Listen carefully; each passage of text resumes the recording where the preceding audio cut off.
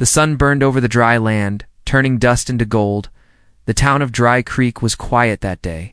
Horses tied outside the saloon. Men sitting with hats low, playing cards and drinking warm whiskey. But no one noticed the girl walking alone on the road. Her clothes torn, her boots too big, and her eyes tired. She didn't say anything, just kept walking. Step after slow step, her hair was tangled like wild grass, her face covered in dirt and sweat. She looked too young to be alone, maybe 16, maybe younger, but no one asked. People glanced her way, then looked away just as quick, like they didn't want trouble. Some towns had hearts, others had cold dust. Dry Creek had more of the second. The girl stopped near the well in the middle of town, her lips cracked and dry. She looked at the water but didn't have the strength to turn the pump. A boy nearby laughed and threw a small rock at her feet. "Go back where you came from," someone muttered from a porch. She didn't reply, didn't cry, just stood still like a ghost until a shadow moved near the edge of town. A tall man stepped from the shade of the blacksmith's shed. He wore a long coat, dusty boots, and a wide hat pulled low. His name was Seth. But most people just called him Old Man. He rarely spoke, rarely smiled, and mostly kept to himself on his ranch outside town. But he had seen the girl walk in, watched how no one helped. He walked over slowly, not to scare her, stopped in front of the well. He turned the pump handle without a word, and fresh water splashed into the bucket. The girl looked up surprised, and then stepped forward with shaky hands. She drank slowly at first, then faster, like someone who hadn't tasted water in days. Seth watched her, then placed a piece of jerky in her hand and walked away. The girl stared at the food, then looked back at him. He didn't stop or wait for thanks. He just walked to his horse and mounted. But before he rode off, he looked over his shoulder and nodded once. It was small, barely a sign, but to her it felt like a door opening. She ran after him, her legs weak, and shouted softly, "Please."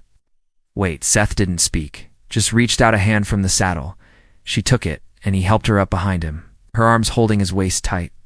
No one in town said a word, but they all watched, some shaking their heads. The horse rode out of Dry Creek, kicking dust into the air.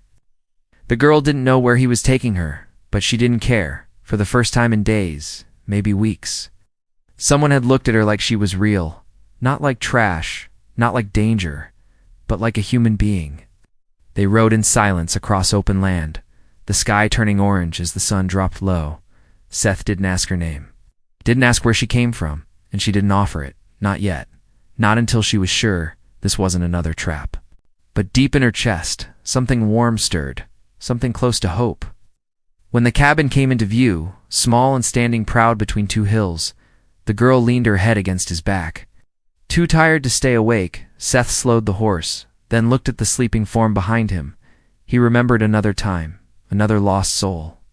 But pushed the memory down. As the cabin door opened, the smell of firewood welcomed them. Seth laid out a blanket by the fire and placed another beside it. He didn't say anything, just gave her space. She opened her eyes and looked around, then whispered one question. "Where will I sleep?" The answer would come later, but for now she was safe, and that was more than she ever hoped for. The wind outside howled like a warning, but inside there was only silence, warmth, and something new beginning, something that neither of them fully understood yet. But both of them needed more than they would ever say aloud, and so the girl with no place to go finally stopped running, not because someone made her, but because someone didn't let her feel alone anymore. Not tonight, not here, not anymore. The fire in the cabin crackled gently as the night deepened. The girl slept near the corner, wrapped in the old wool blanket Seth had left for her. Her boots lay beside her, worn and dusty, soles nearly gone. She didn't move much, just curled up like a pup, trying to stay warm. Seth sat on the wooden chair near the fireplace, not sleeping, just watching. He had been alone a long time, too long maybe. Folks in town thought he was just a quiet old man, maybe broken, maybe bitter, but no one ever asked why. No one dared. Years ago, he had lost something, someone, and since then, he had lived slow, speaking to horses more than people. His ranch had space, silence, and sky but no laughter, no voices, no footsteps except his own, until now. The girl stirred in her sleep and made a sound, something close to a sob. Seth stood slowly, walked to the small shelf and poured a cup of water. He placed it near her without waking her, then stepped outside to the porch. The moon was full, the land silver and still.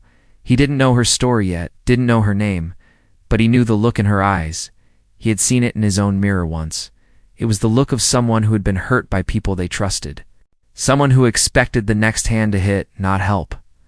At sunrise, the smell of eggs and beans filled the cabin. The girl opened her eyes slowly. Confused for a moment, then remembered. She sat up fast, her hand reaching for her bag, except she didn't have one. Seth stood by the stove, not looking at her, flipping eggs with calm hands. She watched him, unsure. Then looked at the chair where the cup of water waited. She drank it in silence, her throat sore, but her stomach empty. He placed a plate on the table and finally spoke.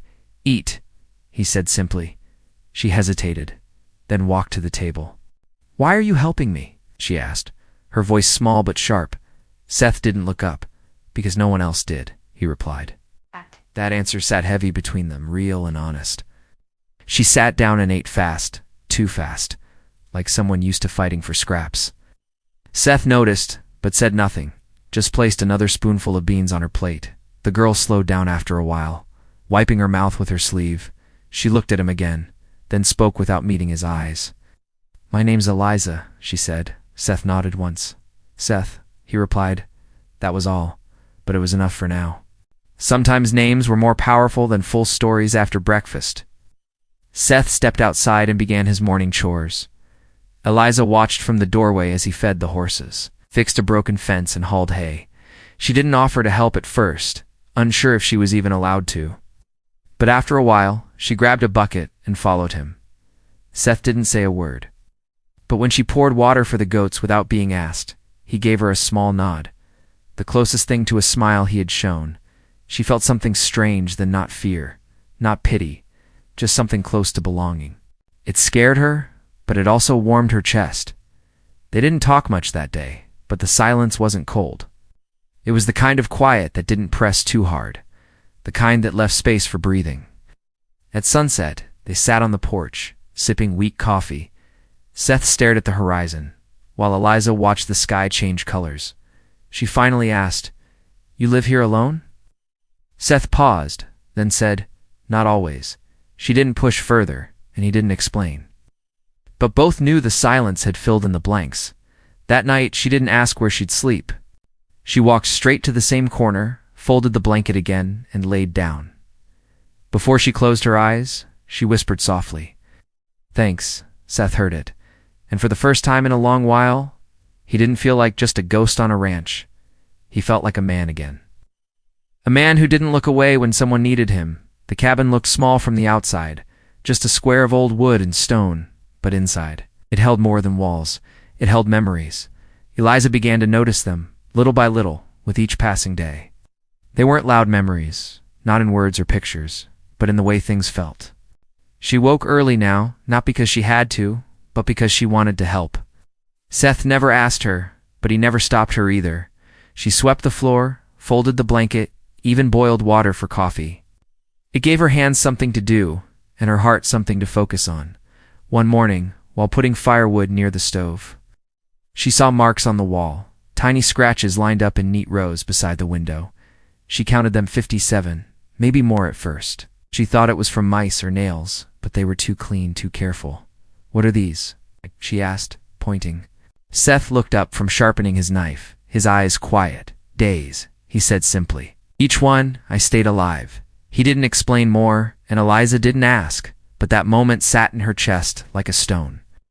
This man who gave her food and warmth had once counted days just to survive. What kind of pain made someone track time that way? What kind of loss? Later she found an old coat in the corner closet. It was small, dusty, and lined with faded blue flowers. It didn't belong to Seth, too small for him, too soft. She touched it gently, like it might fall apart. Behind it, on the shelf, was a small wooden box. The lid wasn't locked, just closed like it hadn't been opened in years. She wanted to open it, wanted to see, but something inside her said wait. That night, Seth sat outside under the stars. Eliza joined him, wrapping a blanket around her shoulders. They sat without talking for a long while. Then she said, "You built this cabin yourself?" Seth nodded. "Started it with someone else. Your wife?" she asked softly. "No," he said, his voice dry. "My daughter." That word hung in the air like smoke, heavy and drifting. "She's not here anymore, is she?" "No," he whispered. "She's buried out back." Eliza felt her throat tighten, but she didn't cry. She just sat there, listening. "She was sick," he continued. "Town doctor couldn't help. And I had no money to go further. She was all I had left after the war." Eliza looked at him, really looked. His face was rough, but his eyes held a soft kind of sadness. "Her name was Clara," he added, staring at the moon. "She loved flowers. Even planted some out back, but the soil never gave them much. I planted a rose there last spring, just one. It never bloomed, but I still water it." Eliza swallowed hard. Her own memories of family were broken and blurry. She didn't talk about them too much pain, too many fists, but somehow, hearing Seth speak helped her breathe. "I think she would have liked you," he said, turning toward her for a moment. Eliza blinked fast, unsure how to answer. No one had ever said anything like that to her before. It made her chest feel strange, almost shaky. The wind blew across the porch, cool and clean. She pulled the blanket tighter and whispered, "I'm not good company." "You stayed," Seth said. "That's more than most." That night, before sleep, Eliza walked to the back of the cabin. There, under a lone wooden marker, sat a small patch of dirt beside it. A single dry rose bush reached toward the sky. She knelt down, placed her hand on the earth, whispered, "Hi, Clara. I'm Elisa. I think your dad misses you a lot." She didn't know if anyone heard her, but somehow it felt right. She stood, walked back inside, and for the first time in years, she felt like a guest, not a burden. The cabin hadn't changed, but now it didn't feel like just Seth's place. It felt like it was slowly becoming theirs. A cabin full of secrets, now sharing just a little truth.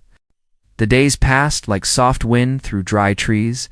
Eliza found a quiet rhythm on the ranch, helping Seth with chores and cooking simple meals. She still didn't talk much, but her eyes no longer looked like they were searching for escape. They held something steadier now, like she finally had somewhere to be, Seth noticed, though he never said it aloud. He wasn't a man of many words, but he saw how she folded the blankets now, not rushed, but with care. He saw how she fed the horses gently, talking to them under her breath. And he saw how each night she looked toward him before settling in by the fireplace. She didn't ask for anything, not even once, but Seth knew the way silence could hold back a flood. He had seen it before in the war, and again in the mirror after his daughter passed. Pain doesn't always shout, it waits. Quiet and heavy one night, a cold wind rolled down from the hills. The fire burned low, and Eliza sat with her knees pulled close, watching the shadows dance. She tried not to shiver, but her shoulders trembled. Seth stood up, placed another log on the fire, then handed her an old wool coat. She wrapped herself in it slowly, whispering, "Thank you." Seth sat down again. Sipping hot water from a tin cup, the silence between them stretched out, thick and almost too full. Eliza opened her mouth twice and closed it again, unsure, but then her voice cracked through the quiet, soft and scared. "Where? Where do I sleep tonight?" It was a question full of fear, the kind that carried more than just one night's worry. She wasn't asking about a bed, she was asking if she still belonged. Seth didn't answer right away. He looked into the fire, the flames flickering in his tired eyes. Then, without a word, he stood, walked over to the small bed by the back wall. He pulled the blanket back, slowly, carefully, then looked at her. "Right here," he said, his voice deep but kind. Eliza didn't move at first, not because she didn't want to, but because she didn't believe it. Her hands shook in her lap, her eyes wide like someone expecting a cruel trick, but Seth didn't move, didn't take back his offer. She rose slowly, step by step, her bare feet almost silent on the wooden floor. When she reached the bed, she stood still for a long moment. Then she whispered, "Are you sure?" Seth nodded once. "I've been sure since the day you showed up thirsty." Eliza sat on the edge of the bed, her fingers running over the worn blanket. It was warm, smelled like cedar and old smoke. Laid down slowly, her body stiff, unsure if she'd be told to get up again. But Seth just returned to his chair. staring into the fire like he always did. The room stayed quiet, but something inside her changed. For the first time in years, she wasn't sleeping in fear of someone yelling, or waking up cold on a train bench or behind a barn. She was in a room with walls, warmth, and a man who didn't look at her like a stray. Her breath slowed, her eyes softened, and her hands unclenched. Seth looked over once, saw her finally asleep, and let out a long breath he hadn't known he was holding. Outside, coyotes howled in the hills, but inside the cabin, it was calm. The storm that had lived inside both of them was starting to fade. Before he closed his eyes, Seth whispered something. It wasn't meant for her, but she might have heard it anyway, Clara. I think this one needs us too. That night, no ghosts walked the cabin. Only peace, silent and simple, settled in, and though no one said the word, that was the night the cabin finally became a home again. Not just for Seth, but for a girl who never thought she'd hear someone say, "You sleep right here and mean it." The morning sun slipped through the cracks in the old shutters. Dust floated in the air like tiny stars as Eliza opened her eyes. She had slept in the bed, a real bed, for the first time and she couldn't even remember, and nothing bad had happened. No shouting, no doors slamming, no hands raised in anger. She turned her head slowly and saw Seth already outside. Working, he was always up before the sun, quiet as a shadow. His movements were strong but slow, like someone who didn't rush anymore, and somehow she found that calming. Eliza pulled the blanket around her shoulders and stepped outside barefoot. The earth felt cool beneath her feet, and the wind smelled like pine and smoke. Seth didn't say anything when he saw her, just handed her an apple and nodded toward the well. She washed her face, then sat on the porch steps with the apple in both hands. "You always work this early?" she asked, her voice still thick with sleep. Seth nodded. Chickens don't wait. That made her smile a little lonely, a little but, Seth noticed. He turned his face back toward the field, but the corner of his mouth twitched, just slightly. They spent the day repairing a section of the fence where the posts had rotted. Eliza carried the wood and helped hammer in the nails. Her arms sore but her spirit strong. Seth watched her work with quiet approval. She wasn't weak, just worn down from being alone too long. As the sun dipped low, they sat near the fire again, sipping hot water with a little honey. The room felt warmer now, not just from the fire, but from something softer.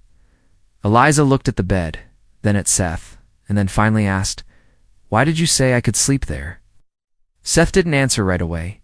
He leaned back in his chair, staring at the roof like he was counting old memories. Then he said, "Because you look like you'd never been told you were welcome anywhere." Eliza blinked, her throat tightening. "I wasn't," she whispered, eyes on her hands. "Not at home, not on the road. I always had to earn space, beg for it, or run when someone tried to take more than they gave." Her voice cracked at the end, but she didn't cry. Seth didn't offer pity, just presence. "You don't have to earn a place to sleep," he said softly. "Not here." She nodded. But her hands still trembled slightly later that night. As she pulled the blanket over her again, Seth stood at the door. He didn't move for a while, just looked at her like she might vanish if he blinked. Eliza noticed and asked quietly, "Is it okay? Me sleeping here again?" Seth stepped forward, his voice low and firm. "Right here," he said, "just like before, but why?" She asked again, this time needing more than a kind gesture.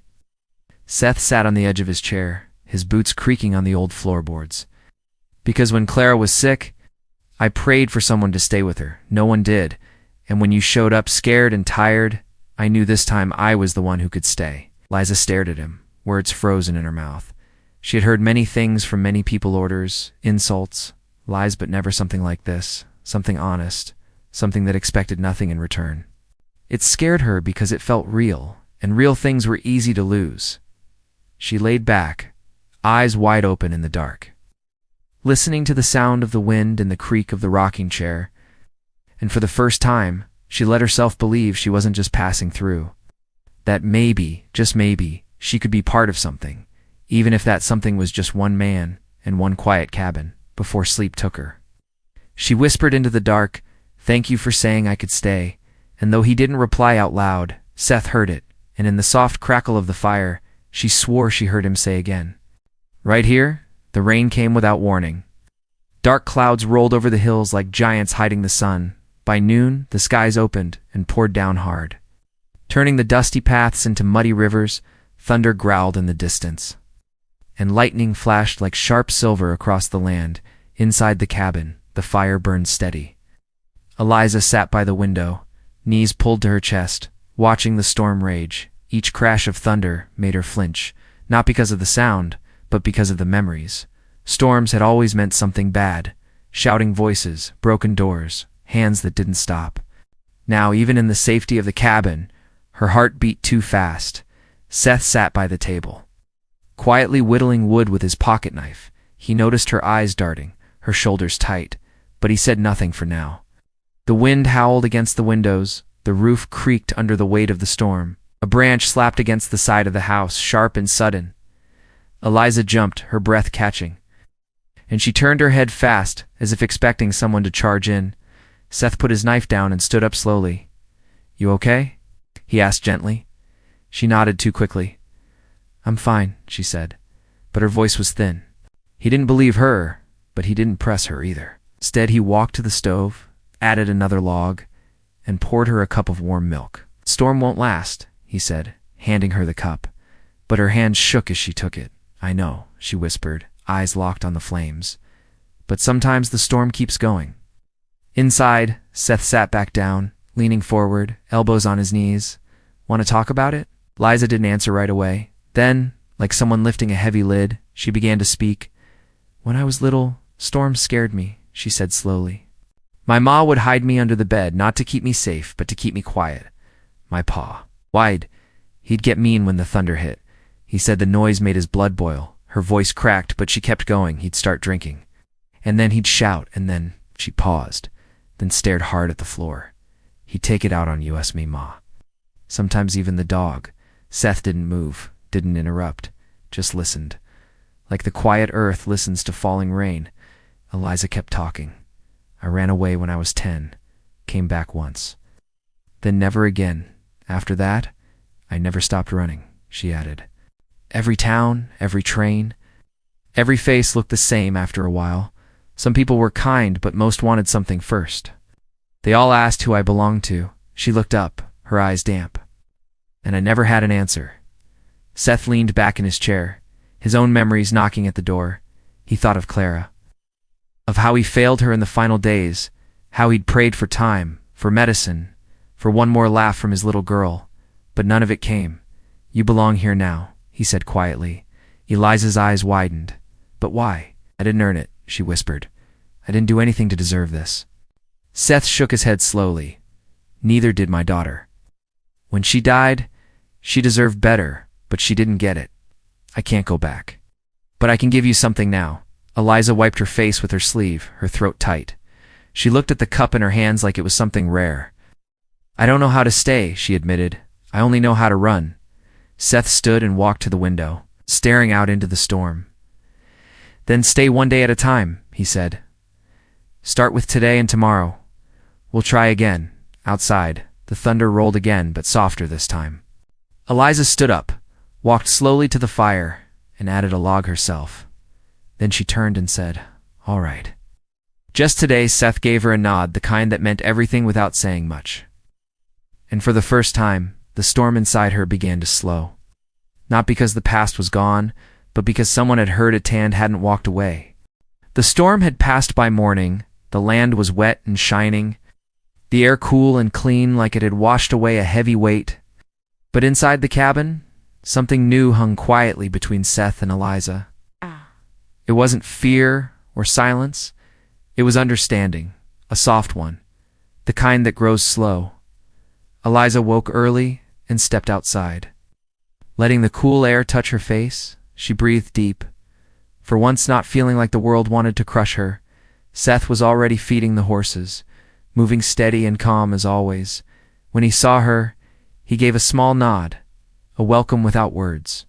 After breakfast, Seth went to the barn for tools. Eliza stayed inside to sweep the floor, humming softly under her breath. As she moved the old rug near the bed, her foot tapped something loose on the floor. A hollow sound echoed beneath her heel, strange and unexpected. She knelt down and pressed her ear to the boards. There it was again, hollow, like a space hidden under the cabin. Curiosity burned through her. She lifted the corner of the rug and found a small metal ring fixed into the wood. Her hands paused, unsure. She didn't want to snoop, not after everything Seth had given her. But something inside whispered that whatever was under there mattered. Not just to him, but maybe to her too. She pulled the ring gently, and the floorboard lifted with a soft creak. A breath of cold air rose from the darkness below.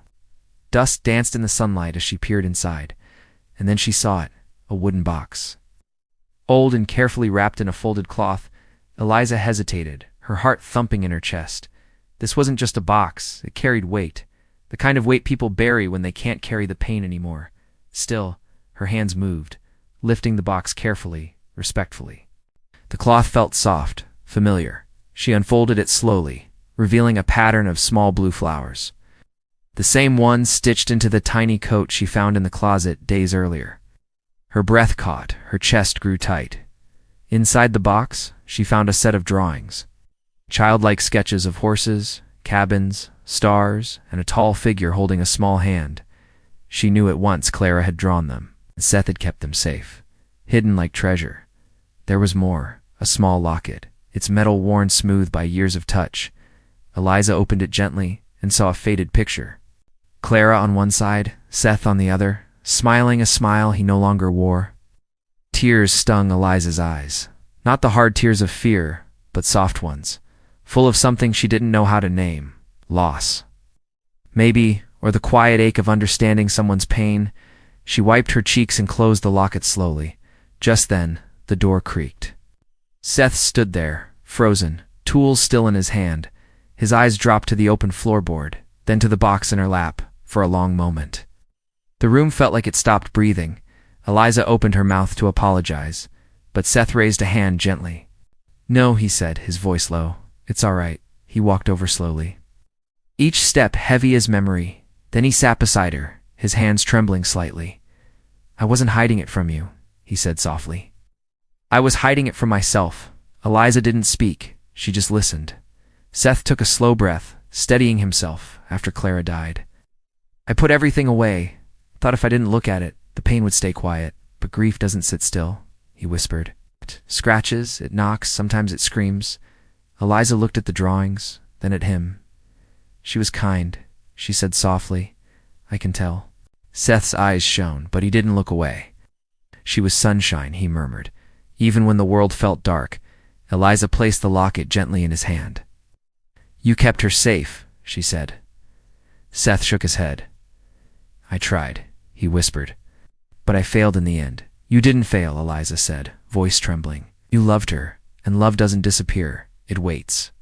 Seth stared at her for a long moment. Then, for the first time since she arrived, he let a single tear fall, not from weakness, but from finally letting someone share the burden. Eliza reached forward and closed the box slowly. "Let's put it back," she said, "but not to hide. To keep the right way." Seth nodded. Together they lowered the box gently under the floorboard, not as a secret, but as a piece of the home they were slowly rebuilding. A piece of Clara, still living quietly in the cabin's heart. When they replaced the rug and stood again, Eliza felt something shift inside her. A bond, fragile but real, had formed between grief and hope, between past and present. Between Seth and the girl who finally stopped running, the morning felt different, not because the sun rose any brighter or the air smelled sweeter, but because something inside the cabin had changed, something quiet and warm. Like a heavy door had finally opened, Eliza stood by the porch with a cup of warm water. Watching the soft mist roll over the hills as the land woke slowly for the first time, she didn't feel like a visitor or a shadow passing through. She felt rooted, steady, like her feet were finally on ground that wouldn't give way beneath her. Seth stepped outside a moment later. Adjusting his old coat, he looked at her with calm eyes, the way someone looks at family rather than a stranger. "Long day ahead," he said, in his usual plain way. But his tone carried something gentle, something close to pride. They spent the morning fixing the chicken coop, the afternoon tending the garden beds. Seth taught her how to mend wire, how to move slow with animals, how to listen to silence. Eliza learned fast. Her hands steady, her steps light. Every now and then he'd correct her grip or show her another technique. But each time she glanced up, She found him already watching, not judging, not measuring, just making sure she didn't feel alone. By noon, the town wagon arrived with supplies.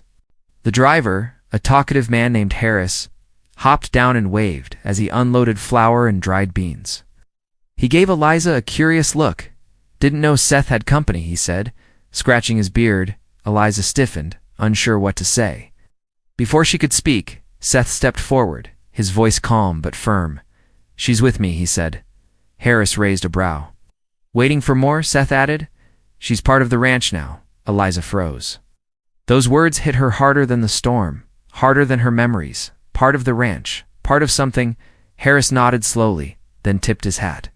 "Well then, welcome," he said to Eliza with a smile before driving off. Eliza watched the wagon disappear down the dusty road. Her heart pounding, she whispered softly, "Part of the ranch," tasting the words like something rare. Later, as they prepared dinner, Eliza stirred the pot while Seth repaired a loose shelf. She hesitated, then said, "You didn't have to say that." Seth didn't look up. "Didn't say it for him. For who then?" "For you," he replied simply. She stared at her hands, swallowing the thickness in her throat.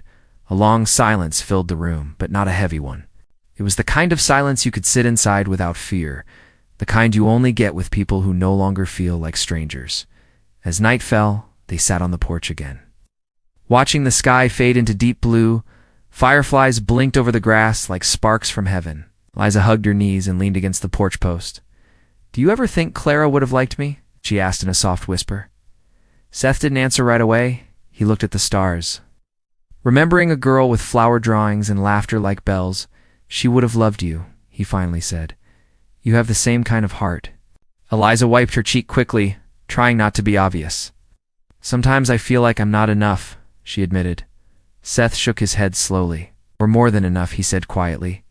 "You're exactly what this place needed." The wind blew gently. Lifting her hair, Eliza breathed in deep, letting the words settle inside her like roots.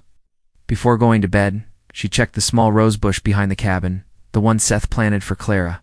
The soil was damp from last night's storm, and there, at the very top, was a tiny bud, small, fragile, but alive. She knelt beside it, smiling through tears she didn't hide this time. "Hi again, Clara," she whispered. "I think your dad is healing, and I think I am too, inside." Seth waited by the doorway, noticing her pause by the grave. He didn't interrupt, didn't step closer, simply waited, the way you wait for someone you trust to return. When Elisa walked back into the cabin, she didn't sleep in fear. She didn't sleep as a visitor. She slept as someone who belonged, wrapped in a blanket not of charity, but of welcome. Before blowing out the lamp, Seth looked at her and said softly, "You know, you don't need to run anymore." Eliza met his eyes for the first time without flinching. "I know," she whispered, "and I don't want to." The cabin, once filled with ghosts of loss, now held to hearts learning how to live again. And in that quiet, simple space, lit by a fading lamp and a growing sense of home, Eliza finally understood something she never had before. Home wasn't walls or land or a bed. Home was being wanted, being safe, being seen, and here in this small wooden cabin, with a silent man who gave her a place to stay, she had found all three. She had finally found a name for herself, a place she didn't have to leave, a place she could grow, a place she could call home.